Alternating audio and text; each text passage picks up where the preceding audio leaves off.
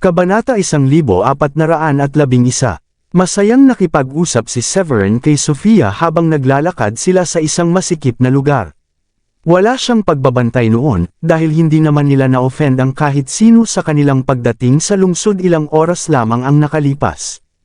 Pagdating nila sa isang liblib na parke, napansin ni Severin na may sumusunod sa kanila. Tayo ay sinusundan. Napangisi si Sofia at humarap upang makita ang isang kaakit-akit at medyo curvy na dalagang sumusunod sa kanila mula sa likuran. Mukhang gusto ng dalaga na magsalita pero nag-aatubili. Nang mapansin ng dalaga na tinitingnan siya ni Sofia, agad niyang ibinaba ang ulo at iniwas ang tingin, na tila natakot. Nanatiling malapit si Sofia kay Severin at dahan-daang naglakad pasulong. Pagkatapos ng ilang sandali, lumingon siya kay Severin at nagtanong ng mausisa, "Kilala mo ba siya? Bakit siya sumusunod sa atin?" Ngumiti si Severin ng mapang-uyam, "Bakit ko siya makikilala? Ito ang unang beses ko rito." Tumalikod si Sofia, "Pero sinusundan niya tayo.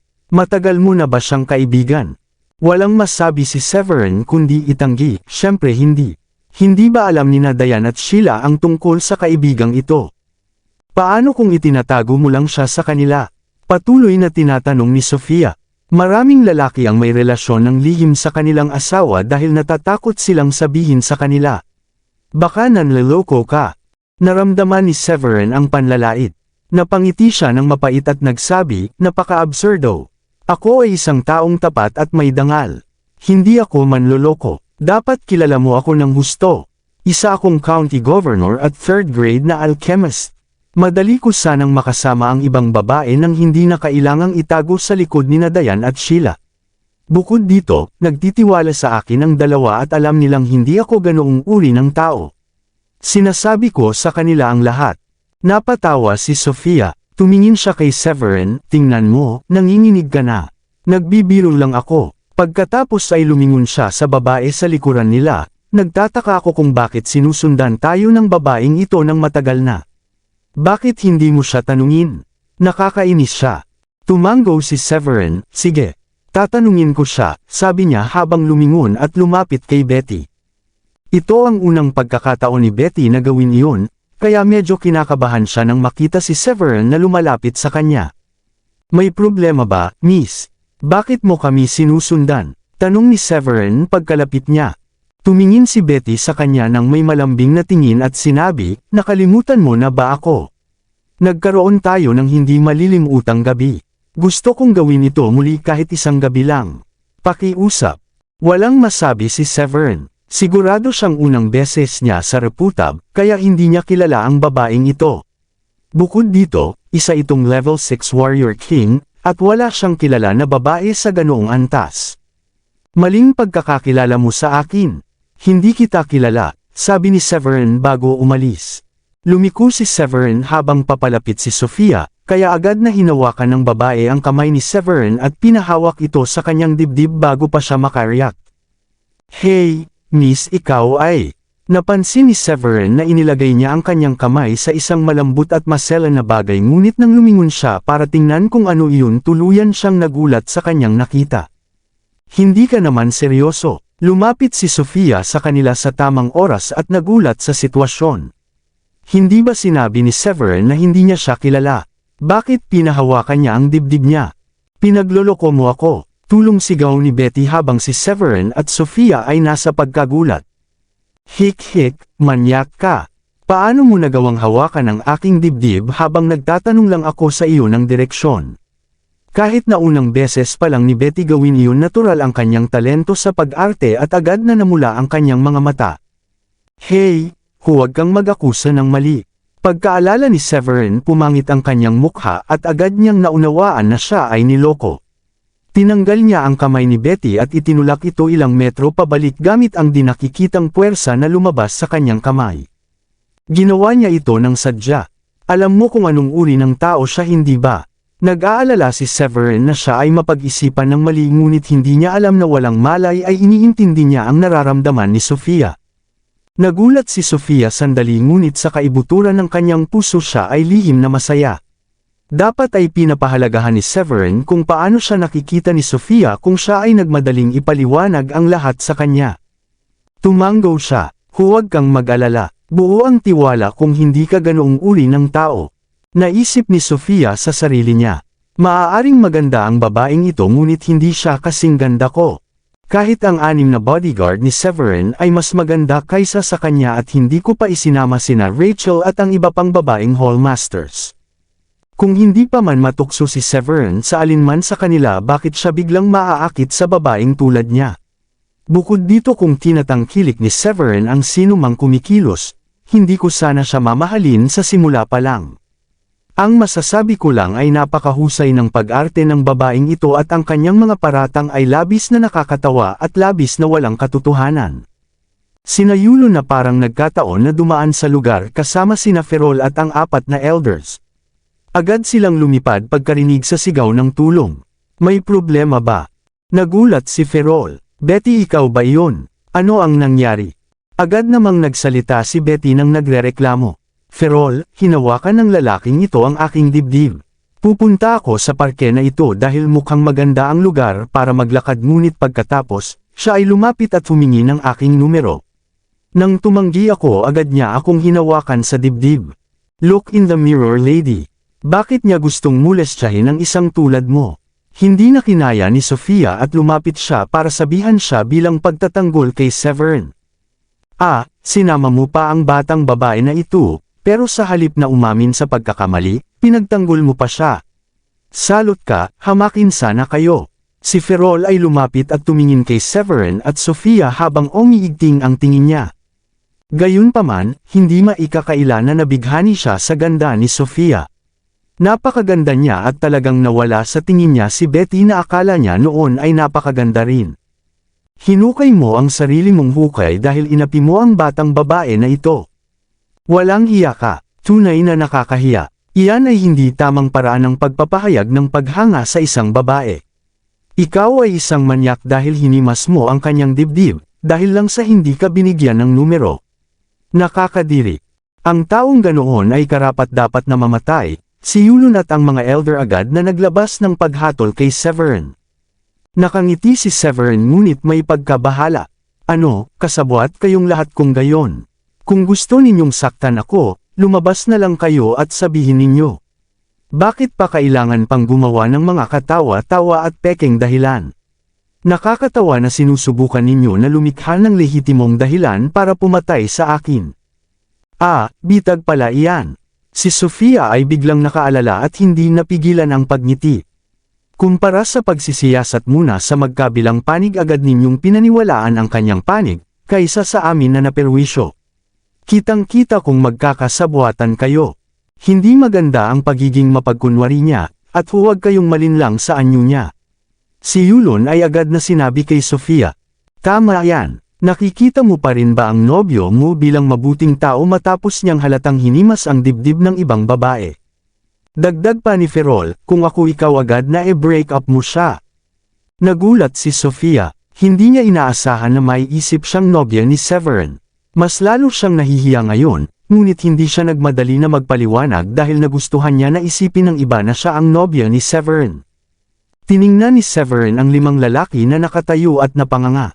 Ang grupo ninyo ay binubuo ng isang level 3 warrior emperor pati na rin ng 2 level 2 at 2 level 1 warrior emperors.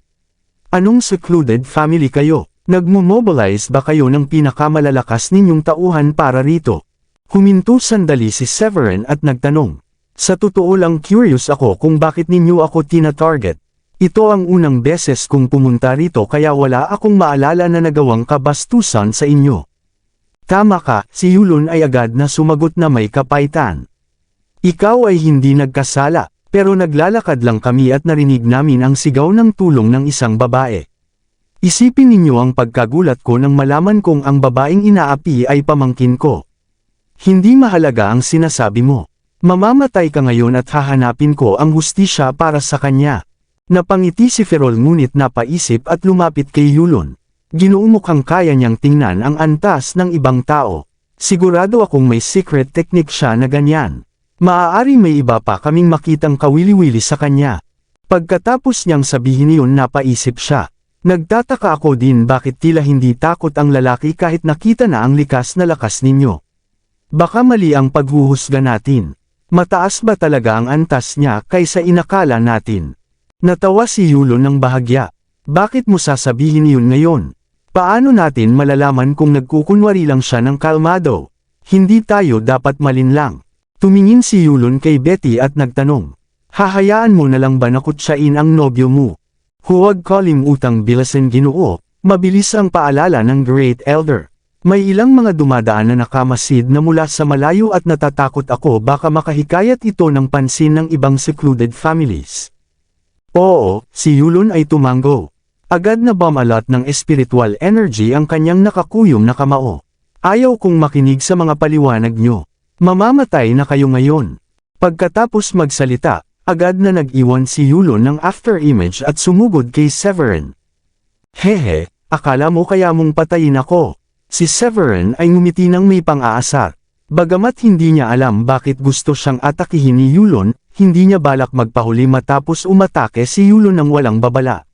Si Severin ikinuyom din ng mga kamao at ginamit ang kanyang mental na kapangyarihan upang pag-ugnayin ang spiritual na enerhiya sa kanyang mga palad.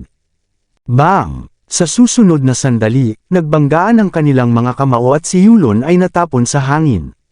Damaloy ang dugo mula sa kanyang bibig habang nasa ere. Nakatingin ang mga elder kung makakaya ba ni Severin na patayin si Yulon ng walang kahirap-hirap. Ang eksena ay nag-iwan sa kanila ng ganap na pagkabigla, hindi nila inasahan na ang binata ay may ganitong lakas. Atakihin natin siya ng sabay. Utos ng Great Elder sa ibang elder. Hindi ko pa nasusubukan ang aking lakas matapos ang breakthrough. Hayaan ninyo akong asikasuhin ng dalawa sa kanila. Si Sofia ay humiling habang kinikiskas ang kanyang mga palad sa tuwa. Isa na siyang level 4 warrior emperor at mas mataas ang antas kaysa kay Yulon. Kaya sapat na upang harapin ng mga elder. Sabay na umatake sina Severin at Sofia, at lahat ng 5 miyembro ng Markloids ay napatay sa loob lamang ng ilang minuto. Hindi. Imposible ito. Si Ferrol at Betty ay nagsimulang umatras. Ang eksena sa harap nila ay lampas sa kanilang inaasahan. Si Severin at Sofia ay parang dalawang Grim Reaper na kinukuha ang buhay ni Yulon at ng mga elder. Ito ang nararapat sa inyo nang akusahan ninyo akong humipo. Si Severin ay hindi na pinansin ang kanilang kalokohan. Nagbayo siya ng kamay at naglabas ng 2 sinag ng espiritu na pumutol sa ulo ng 2 natakot na tao. Oh, nakakainip. Ang kanilang antas ay mas mababa kaysa sa akin kaya namatay sila bago ko pa nagastuhan. Si Sofia ay hindi mapigilan ang mapabuntong hininga matapos subukan ang kanyang lakas. Tumingin si Severin sa mga patay at ngumiti ng bahagya. Ang mga ito ay mula sa isang secluded family, kaya tiyak marami silang kayamanan. Medyo nagulat si Sofia ngunit ngumiti at nagsabi, "Bakit tayo nakatayo pa rito? Simulan na natin ang pagkuha ng kanilang storage rings. Siguradong may mga espiritual na halamang gamot na magagamit mo sa alchemy. Sana hindi nila ako biguin." Si Severin ay ngumiti at lumapit upang kunin ang mga storage rings mula sa mga bangkay. Maraming salamat sa lahat ng sumusubaybay. Please subscribe and follow my YouTube and Facebook channel, Filipino Novel. Maraming salamat po. Kabanata 1415. Agad na umalis sina Severin at Sofia matapos nilang ilagay sa kanilang bulsa ang mga storage rings. Hindi nagtagal, dumarami ang mga tao na nagtipon matapos marinig ang gulo kanina. Lahat ay nagmadaling pumunta upang makita kung ano ang nangyayari doon. Sila ba ang Markloids? Ang pinuno ng kanilang pamilya at ang kanilang mga elder ay lahat na warrior emperor, pero patay na sila. Ang Markloids ay isang medyo malakas na pamilya, kaya malaking gulat ang nangyari nang mapatay ang lahat ng kanilang pinakamalalakas na tao. Sina Ferrol at Betty ay itinuturing ding mga sikat na talento ng pamilya, ngunit pareho rin silang nakaranas ng parehong kapalaran. Nakainsulto ba sila sa ibang makapangyarihang nakatagong pamilya? Parang imposible ito. Paano nila napatay ang napakaraming malalakas na tao sa isang kisap mata? Sila ba ay napakalakas kaya ang Markloids ay wala ng pagkakataon na makatakas? Nagulat at namangha ang ilang tao sa nakakakilabot na kaganapan. Kung ang pinuno ng Markloids at ang kanilang 4 na elder ay patay na, hindi na sila magiging isa sa mga 12 o higit pang nakatagong pamilya sa lugar. Kailangan nating iulat sa pinuno ng pamilya ang tungkol sa ulo ni Yulon Mark Lloyd. Ang mga miyembro ng ibang nakatagong pamilya ay nagulat sa eksenang iyon at agad na tumakbo. Ano ang gagawin natin ngayon? Paano kung maghanap muna tayo ng lugar na mapagpapahingahan si Sofia, tanong kay Severin. Nag-isip si Severin tungkol sa susunod nilang hakbang at nagsabi, pinatay natin ang pinuno ng isang nakatagong pamilya kasama ang mga elder ng kanyang pamilya, magdudulot ito ng kaguluhan. Bagamat hindi ko pa alam kung bakit nila tayo inatake, sa tingin ko mas mabuting lisanin na ang lugar na ito at maghanap ng ibang pahingahan. God knows kung anong iba pang problema ang kakaharapin natin kung manatili tayo dito. Tumango si Sofia at lumipad kasama si Severin. Habang dahan daw ang umaalis sa lungsod, sinabi ni Sofia, parang wala nang ibang lungsod sa paligid. Ngumiti si Severin, dapat may mga nayon sa paligid ng lungsod. Hanapin natin ang isang nayon kung saan tayo makakapahinga ngayong gabi, at kung kailangan nating magbayad ng anumang kapalit, ayos lang. Ano sa tingin mo? Naliwanagan ang mga mata ni Sofia at pumayag agad, ayos lang sa akin. Inihanda ko na ang posibilidad na baka kailangan nating manatili sa isang kuwebo ngayong gabi, pero mas maganda ang mungkahi mong maghanap ng isang nayon. Tumingin si Severin kay Sofia at ngumiti. Nagulat ako na handa kang magpalipas ng gabi sa kuweba. Maganda ka at may mataas na katayuan bilang anak ng isang sect master. Tumango lang si Sofia na walang pakialam, bilang mga practitioner ng attainment, hindi natin mapapaunlad ang ating sarili at makakausad kung hindi natin kayang tiisin ang ilang uri ng paghihirap. Bukod dito, hindi ako isang spoiled na babae. Kung ako ay ganoon, hindi ko mararating ang ganitong antas ng attainment. Si Sofia ay huminto sandali at muling sinabi, malaki ang foggy forest at puno ng mga halimaw at hayop. Ang paghahanap sa mga miyembro ng Copper Hall ay hindi matatapos sa loob lamang ng ilang araw. Ang kuweba ang tanging pinakaligtas na opsyon. Tumango si Severin bilang pagsang-ayon. Si Sofia ay maaaring anak ng isang sect leader, pero hindi siya mayabang. Ang ganitong ugali ay kahanga-hanga. Pagkatapos ng lahat, may ilang kabataang babae mula sa upper-class families na pakiramdam ay nakatataas sila kaysa sa ordinaryong tao, lalo na kung anak sila ng mga patriarka. Nag-usap ang dalawa habang nakarating sila sa isang maliit na nayon malapit sa lungsod. Tahimik ang nayon at ang kaaya-ayang tunog ng kalikasan ay nagbibigay ng mapayapa at tahimik na pakiramdam. Lumipad ang dalawa papasok sa isang bakuran at tumawag si Severin mula sa labas, may tao ba rito? Nagliwanag ang ilaw sa sala at hindi nagtagal, lumabas ang dalawang magkapatid na magkaibang kasarian. Bata pa sila, ang lalaki ay mga 14 o 15 taong gulang at ang babae ay halos 2 taon na mas bata kaysa sa kapatid niya. Nasaan ang inyong mga magulang? Wala ba sila? Tiningnan ni Severin ang dalawang magkapatid at nagtanong ng may pag-aalala. Ngumiti ng may pananabik ang binata at sinabi kay Severin, kailangan niyo ba ng tulong mula sa amin? Ako si Tara at ito ang aking kapatid na si Lina. Pumunta ang aming mga magulang sa isang mapanganib na lugar 2 taon na ang nakakaraan upang maghanap ng espiritual na halamang gamot, pero hindi na sila nakabalik. May nagsabi sa amin na patay na sila, pero naniniwala ako na buhay pa sila. Marahil babalik din sila balang araw. Ano ang pangalan ng mapanganib na lugar na pinuntahan ng inyong mga magulang? Naramdaman ni Sofia ang awa nang marinig ang sinabi ng mga kabataan. Pagkatapos ng lahat, bata pa sila at hindi madali ang kanilang kaligtasan. Sinabi ni Tara, pumunta sila sa Foggy Forest 2 taon na ang nakakaraan at hindi na nakauwi mula noon. Sinasabi sa amin ng mga tao na patay na ang aming mga magulang. Bagaman tahimik si Lina, namula ang kanyang mga mata at kinagat ang kanyang labi upang hindi umiyak. Ano ang pangalan ng inyong mga magulang? Pupunta kami sa Foggy Forest sa lalong madaling panahon. Kung makita namin sila, baka maibalik namin sila. Si Sofia ay nag-alok na tulungan si Tara na hanapin ang mga ito. Ngunit alam niya na malamang napatay na ang mga magulang ng mga kabataan kung hindi sila nakabalik pagkatapos ng 2 taon. Pagkatapos ng lahat, walang magulang ang ganito kabagsik upang iwan ang kanilang mga anak. Tutulungan ninyo kami. Naliwanagan ang mga mata ni Lina at agad niyang sinabi, Ang pangalan ng aking ama ay Billy Moreno at ang pangalan ng aking ina ay Lulu Lev. Nangako ako na maglilingkod sa inyo kung maibabalik ninyo sila, kahit pa mahulog ito sa pagiging alipin. Bagaman naliwanagan ang mga mata ni Teres sa tuwa, alam niya na maliit lamang ang tsansa na buhay pa ang kanilang mga magulang. Ngumiti siya at nagpakita ng pasasalamat, "Salamat sa inyong kabutihan. Alam namin na maliit lamang ang tsansa na mabuhay ang aming mga magulang. Pero hindi kami mananatiling nakaupo at tatanggapin na lang ang sitwasyon. Kung maibabalik ninyo sila, handa kaming gawin ang lahat upang suklian kayo."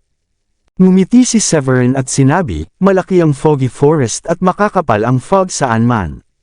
Nasa loob na sila doon ng 2 taon. Kaya hindi namin maipapangako na matutulungan namin kayong hanapin sila. Ngunit dahil pupunta rin kami doon, tutulong kami na hanapin sila. Baka magtagpo kami sa loob ng kagubatan. Marahil na trap sila sa isang lugar matapos makaharap ang isang mahirap na sitwasyon. May posibilidad na ganito ang nangyari." Idinagdag ni Severin, "Buhay man sila o hindi, babalik kami rito at pupuntahan kayo upang ipaalam. At hindi namin hahayaang maghintay kayo ng walang balita." "Maraming salamat," sagot ni Tera ng may paggalang. Hindi mukhang masamang tao si Severin para kay Tera, kaya nagtanong ang binatilyo. "Papunta na kami en matulog nang dumating kayo. May kailangan ba kayong tulong mula sa amin?" Ngumiti si Severin at sinabi, "Nagdaraan lang kami at wala kaming matutuluyan ngayong gabi. Plano naming manatili rito sa gabi at ipagpatuloy ang paglalakbay bukas ng umaga. Sa tingin mo ba ay magiging maayos para sa inyo na manatili dito ngayong gabi?" Tiningnan ni Teres sina Severin at Sofia bago sinabi, "Magkasintahan ba kayo?" "Kung oo, ayos lang. Siguro lang, isa lang ang bakanteng kwarto dito, kaya kailangan ninyong magbahagi ng kwarto." Natigilan sandali si Severin, pero alam niya mula sa maliit na sukat ng bahay na wala ng karagdagang kwarto. Namula si Sofia, pero nang makita niya ang pag-aatubili ni Severin, nagpakita siya ng lakas ng loob at sinabi, "Siyempre. Magpapasalamat kami basta may matutuluyan kami." Ngumiti si Tera at sinabi, "Nakakain na ba kayo? May natirang pagkain kami. Kukuha ako para sa inyo. Medyo simple lang ito, sana ay ayos lang sa inyo." Ikinumpas ni Severin ang kanyang mga kamay, "Hindi ninyo na kailangan gumawa ng ganyang abala. Nakakain na kami kanina." Tiningnan niya ang dalawa at kinuha ang 2 pill para sa kanila. "Isa sa inyo ay level 8 Profound Master, habang ang isa ay level 9 Profound Master. Mahusay ang inyong talento, tanggapin ninyo itong 2 pill bilang pasasalamat ko sa pagtanggap sa amin ngayong gabi." Isang first grade high rank pill.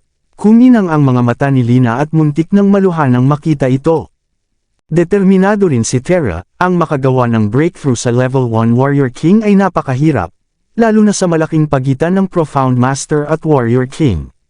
Pero pinigilan pa rin niya ang kanyang pagkasabik at ngumiti kay Severin, "Pero isang gabi lang kayong mananatili sa amin at nangako pa kayong hanapin ang aming mga magulang. Hindi namin pwedeng tanggapin ang napakahalagang regalo na ito." Pagkatapos, hinila ni Teres si Lina at sinabi, "Hindi natin pwedeng tanggapin ang napakahalagang bagay na ito, Lina." Wala nang ibang maramdaman si Severin kundi paghanga sa binatang ito. Hindi niya inasahan na gagawa si Tera ng ganoong virtuous na pahayag sa murang edad. Ngumiti siya at sinabi, "Salamat sa tadhana na nakilala namin kayo. Maaaring napakahalaga ng bagay na ito sa inyo, pero madali ko namang makagawa pa ng marami kahit nakapikit lang." Kaagad na pinaniwala ni Sofia, "Tanggapin nyo na. Tadhana ang nagdala sa amin sa iyo at sa kapatid mo. Gusto lang ni Severin na tulungan kayong magkaroon ng breakthrough sa Warrior King ng mas mabilis. Sa ganoong kaso, maraming salamat nga." Tinanggap na ni Tera ang pill mula kay Severin. Dinala ni Tera sina Severin at Sofia sa isang kwarto at sinabi, "Ito ang kwarto ng aming mga magulang. Kahit simple lang, nililinis ko ito palagi sa pag-asa na babalik sila." Naramdaman ni Severin ang emosyon nang makita ang malinis na kwarto. Nang umalis ang magkapatid, nilapitan ni Severin ang pinto at isinara ito. Agad na naging medyo awkward ang atmosfera. "Pwede ka nang matulog. Ako naman ay mananatili rito at mag-e-ensayo." Awkward na sinabi ni Severin kay Sofia pagkatapos ng kaunting pag-iisip. Maganda si Sofia at pinapahalagahan siya ni Severin dahil maganda ang kanilang samahan. Ngunit hindi pa sila matagal na magkakilala, kaya nakakahiya para sa kanila na matulog sa parehong kama. Kumagat si Sofia sa kanyang labi habang mabilis ang tibok ng kanyang puso. Sa wakas, mahinang sabi niya, pagod ka na rin pagkatapos ng buong araw na paglalakbay. Magpapatuloy tayo bukas, gamitin na lang natin ito at matulog muna. Ngunit natakot si Sofia na baka mamisunderstand siya ni Severin, kaya idinagdag niya, siguraduhing hawakan mo ang sarili mo habang magkasama tayo sa kama. Nang may kaunting pag-aalangan, sinabi ni Severin, hindi ito magandang ideya. Pareho na tayong matatanda at masisira ang reputasyon mo kung may makakita na natulog tayo sa parehong kama. Nawala si Sofia sa mga salita. Tinanggihan na ba niya ako kahit ako mismo ang nag-inisyatiba? Bahagyang naapektuhan ang kanyang tiwala sa sarili. Ipinihit niya ang mga mata kay Severin. Bakit ka nag-aalala kung sinabi ko na hindi ko alintana? Alam ko nang husto kong nasira ba ang reputasyon ko. Bukod pa rito, walang makakaalam kung tayo lang ang makakaalam. O sinasabi mo ba na ayaw mong matulog sa parehong kama dahil natutukso ka sa aking ganda? Nawala si Severin sa salita. Naiintindihan niya ang hindi maipaliwanag na loika ni Sofia. Pinipilit lang niyang panatilihin ang kanyang kahinhinan, ngunit nagalit siya dahil doon. Ginawang mabilis ang kamay niya at sinabi, hindi, syempre hindi. Maganda ka lang. Kung hindi ako naiinis, hindi ka rin dapat. Si Sofia ay huminto at umiling ng malamig. Tinanggal niya ang kanyang sapatos at humiga sa kama. Ngunit iniwan niya ang malaking espasyo para kay Severin. Tumingin si Severin sa kanya at ngumiti ng bahagya. Nag-alala siya na baka mas lalo pang magalit si Sofia, kaya nagpa siyang humiga sa tabi niya. Nang malaman ni Sofia na hamihiga si Severin sa parehong kama, bumilis ang tibok ng kanyang puso at labis siyang kinakabahan. Hindi niya inasahan na magkakaroon siya ng pagkakataon na matulog kasama si Severin. Naramdaman niya ang kaba, kaunting takot, at bahagyang pananabik sa susunod na mangyayari. Sa huli, nakatulog si Sofia. Sumikat na ang araw nang magising siya kinabukasan. Nang magising si Severin, binuksan niya ang kanyang mga mata at nakita ang malaking mga mata na nakatingin sa kanya. Umupo siya ng awkward. Hindi inasahan ni Sofia na mapapansin ni Severin na nakatingin siya. Labis siyang nahihiya kaya mabilis na bumangon at ipinaliwanag ang sarili, giising na din ako. Pupunta ako at maghugas ng mukha. Tumakbo si Sofia na parang tumatakas kay Severin. Pagdating nila sa bakuran, naghanda na sina Terra at Lina ng agahan para sa kanila. Kumain sina Severin at Sofia kasama ang dalawang magkapatid bago umalis. Babalik kami sa loob ng 1 linggo, at dadalhin namin ang inyong mga magulang kung mababawi namin sila at buhay pa sila. Si Severin ay sinabi bago lumipad kasama si Sofia palayo. Nawala na sa paningin ni Terra at Lina ang mga anyo ni Severin at Sofia. Sa tingin mo ba sila ay maibabalik nila si nanay at tatay? Si Lina ay tumingin ng may pananabik sa langit kung saan patungo sina Severin at Sofia. Ngumiti si Terra ng may kaunting pait at sinabi kay Lina, hindi ko kayang magsinungaling sa iyo, kaya sasabihin ko sa iyo ng tapat na maliit ang tsansa. Matagal na silang nawawala at maliit lang ang posibilidad na magkita sila sa pagkakataon. Mapanganib ang foggy forest at hindi tiyak kung makakalabas sila ng buhay. Napakaliit ng posibilidad na matagpuan nila si nanay at tatay sa lugar na puno ng fog. Bukod pa rito, kung buhay pa sila, dapat ay nakabalik na sila ngayon. Nagpakita si Terry ng panghihina ngunit binago ang tono, ngunit maganda na patungo sila roon at pumayag na tulungan tayong hanapin ang ating mga magulang. Laging may posibilidad na mangyari ang himala. Oo, si Lina ay kinuyam ang kanyang mga kamao. May bahid ng determinasyon sa kanyang mga mata. Umaasa rin ako sa himala, si Terra ay ngumiti ng kalmado. Pagkatapos ay sinabi kay Lina, mag-practice tayo ng mabuti sa mga susunod na araw at gamitin ang pil na ibinigay sa atin. Kailangan nating itaas ang ating antas sa Warrior King sa lalong madaling panahon, kahit na hindi nila matagpuan si nanay at tatay.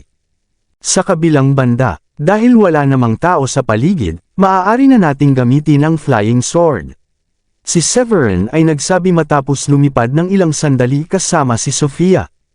Kinuha niya ang flying sword at pinalaki ito upang magkasya ang dalawa. Sumakay sila at lumipad ng mas mataas pa habang ipinagpapatuloy ang kanilang paglalakbay. Napansin ni Sofia habang iniisip sina Terra at Lina, napaka-mature ng dalawang magkapatid para sa kanilang edad. Hindi ko maiwasang maawa sa kanila at taos puso akong umaasa na buhay pa ang kanilang mga magulang. Ngumiti si Severin ng may pait at sinabi, maraming tao ang napipilitang dumaan sa matinding karanasan sa murang edad. Ang magagawa natin ay subukan ang ating makakaya upang mahanap ang kanilang mga magulang. Maliban kung ang kanilang mga magulang ay natrap sa isang kakaibang kalagayan na nakaligtas ng 2 taon, malamang ay patay na sila.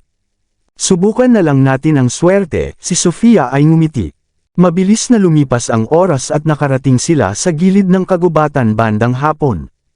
Pagdating doon, hinarap ni Severin ang flying sword at itinago ito matapos bumaba sila. Mula sa kinaroroonan nila, kitang-kita ang walang katapusang dagat ng fog, at sinumang ordinaryong tao na pumasok sa kagubatan ay makakakita ng mas mababa sa 1 metro. Samantalang ang mga spirit beast sa loob ay sanay na sa kapaligiran, kaya mas madali nilang atakihin at patayin ang mga tao. Kabanata 1420. Kahit ang mga profound master ay maaaring mahirapan o mapanganib na pumasok sa gubat dahil kulang sila sa sapat na mental na lakas. Ngunit sina Severin at Sofia ay walang problema sa pagpasok sa lugar. Sila ay mga warrior emperor na, kaya hindi gaanong maaapektuhan ang kanilang paningin sa gubat kahit hindi ginagamit ang kanilang mental na lakas. Ang pagpapalawak ng mental na lakas sa isang tiyak na radius ay nagpapahintulot sa kanila na makakita ng ilang milya pa sa gubat. Nananatiling kalmado si Severin habang tinitingnan ang foggy forest at nakikinig sa nakakatakot na mga sigaw mula sa loob. Ngunit pinaalalahanan niya si Sofia, maaaring hindi gaanong mataas ang ating attainment, ngunit ito ang unang beses natin na pumasok sa ganitong mapanganib na lugar. Kailangan nating mag-ingat at tutukan ang ating paligid, okay? Hindi mapigilan ni Sofia ang pagkakatuwa nang marinig kung gaano siya inaalala. Iniisip niya, napaka-considerate niya sa akin. Pangako ko, mag-iingat ako. Si Sofia ay tumanggo ng may ngiti. Kahit na ang ating mental na lakas ay nagbibigay ng mas malinaw na pananaw sa malawak na lugar, hindi tayo dapat lumayo sa isa't isa. Sa ganitong paraan, matutulungan pa rin natin ang isa't isa kung may mangyaring masama. Sa kanyang pagkagulat, ngumiti si Severin ng walang emosyon. Hindi pa tayo nakapunta sa ganitong mapanganib na lugar at hindi ko alam kung anong klaseng spirit beasts ang nandito. Mas mabuti kung mananatili ka sa akin. Ang mental na lakas mo ay hindi kasing lakas at hindi rin kasing lawak. Medyo nagulat si Sofia, hindi niya alam kung dapat ba siyang masaya o malungkot, ngunit natuwa siya na gusto ni Severin na manatili siya malapit sa kanya. Sa ganitong paraan, magkakaroon sila ng mas maraming pagkakataon na makipag-ugnayan sa isa't isa. Ngunit mula sa perspektibo niya, ang mga salita ni Severin ay tila matinding puna sa kanyang kakayahan. Ano ang ibig mong sabihin na hindi malakas ang mental ko at hindi malawak ang saklaw? Sinasabi mo ba na hindi sapat ang lakas ko, iniisip niya. Bilang level 4 warrior emperor, nasaktan si Sofia nang ipahiwatig ni Severin na hindi siya sapat ang lakas. Sa kasamaang palad, ang lalaki sa harap niya ay may attainment ng isang saint warrior, at walang saysay ang kanyang pagtutol. Sige, panatilihin kong malapit sa iyo. Marahil hindi ko na kailangan makipaglaban kung nandyan ka, baka magamit ko ito bilang maliit na excursion, si Sofia ay sinabi kay Severin ng tumango. Hindi mapigilan ni Severin ang pagtawa nang marinig iyon. Maganda na may ganitong pag-iisip ka. Sigurado akong kakaunti ang mga tao sa mundo na maituturing ang kanilang oras sa ganitong mapanganib na lugar bilang isang simpleng excursion. Natuwa si Sofia sa sagot ni Severin. Ganon dahil ligtas ako sa tabi mo. Narinig ko kay Diana level 2 ka na Saint Warrior. Mas malakas ka kaysa sa tatay ko. Level 1 lang ang tatay ko. Naiintindihan ko kung bakit ayaw mong sumali sa aming Stormy Moon sect. Maaaring mahihiya ang tatay ko kung malalaman ang level ng attainment mo. Ngumiti si Severin at sinabi, hindi dahil doon. Nangako ako sa junior ng aking master, na tinatawag kong Uncle Master, na tatapusin ang ipinagkatiwalang gawain sa akin. Curious pa rin ako kung ano ang gantimpala niya sa akin. Masaya ako kung ito ay makakatulong sa akin na mapataas ang aking attainment ng ilang level. Level 3 ka na alchemist, si Sofia ay sinabi. Kapag naka-breakthrough ka sa 4th rank alchemist, mas madali ang breakthrough sa attainment mo. Mas mabuting umasa sa sarili kaysa umasa sa iba. Ngumiti si Severin at sinabi, hindi mo rin pwedeng ganon na isipin. Magandang bagay din ang makakuha ng gantimpala. Naging alchemist ako dahil sa alchemy manual na ibinigay sa akin pati na rin sa mga spiritual herb na inihanda niya. Hindi ko mararating kung saan ako ngayon kung hindi dahil sa kanya.